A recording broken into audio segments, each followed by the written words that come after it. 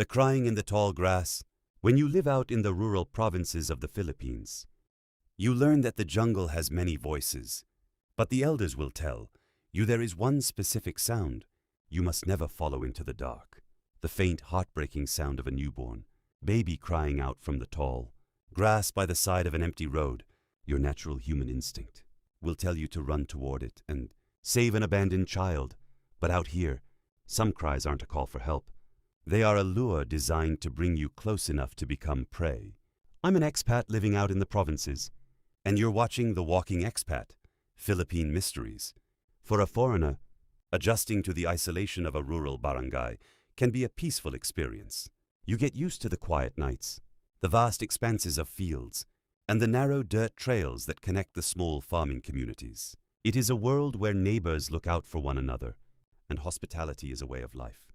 But the darkness between the villages holds ancient things that prey on that very kindness. This is the story of an expat named Arthur, a retired nurse with a deeply compassionate heart, who took a late evening walk along a lonely provincial road, only to find out that the ultimate test of survival out here is knowing when to walk away from a cry for help. It was a humid, overcast Saturday evening in late September.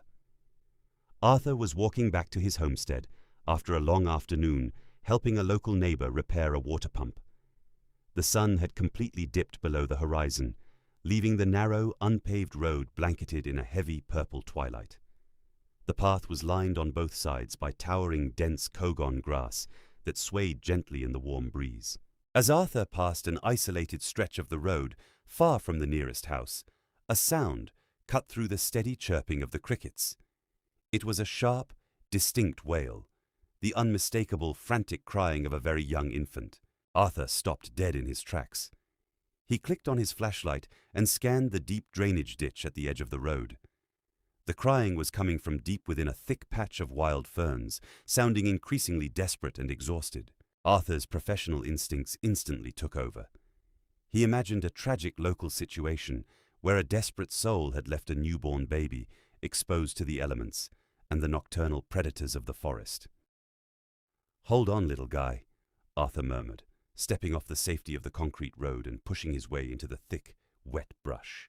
He guided his flashlight beam through the leaves until the light illuminated a small, bundled shape resting on a bed of damp moss. It was a clean, white infant blanket, tightly swaddled. The crying was coming directly from inside the cloth. Relieved, Arthur knelt down in the mud. He carefully slipped his hands beneath the bundle and lifted it gently into his arms. The blanket felt unusually heavy, and a bizarre metallic scent, like copper and stagnant swamp water, suddenly filled the air. Arthur pulled back the corner of the swaddling blanket to check the child's breathing, expecting to see the delicate face of a newborn. The face of the Tiyanaka.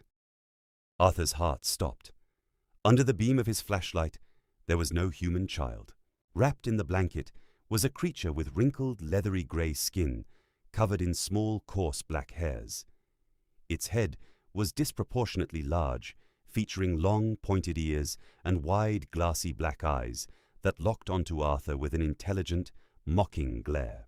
Before Arthur could even scream, the creature's tiny jaw unhinged, splitting open to reveal multiple rows of long, needle-sharp yellow teeth. The wailing baby cry instantly transformed into a piercing, demonic screech. The entity, an ancient Tiyanaka, reached out with tiny clawed hands, slashing violently at Arthur's chest. The sharp claws tore right through his shirt, leaving deep, burning gashes. With a surge of pure terror and adrenaline, Arthur threw the swaddled monster away from him, scrambled backward out of the ditch, and fell hard onto the dirt road. Arthur sprinted down the dark road on pure instinct, not daring to look back until he burst through his own front gate and locked the door behind him. He cleaned his bleeding chest wounds with shaking hands, his breath ragged as the terrifying screech echoed faintly through the distant hills. The next morning, Arthur told the local barangay captain what had happened. The captain didn't laugh, and he didn't call the police. He simply nodded grimly, explaining that the stretch of road where Arthur walked was notorious for Tiyanaka sightings, where the forest spirits mimic the innocent to destroy the unwary. Expat life in the provinces teaches you to be a good neighbor, but it also teaches you the hard boundaries of the tropical wilderness. Arthur still takes his long walks through the countryside to keep active and enjoy the scenery. But now, if he hears a crying voice coming from the deep grass after the sun goes down, he grips his flashlight tight, hardens his heart, and keeps walking straight home.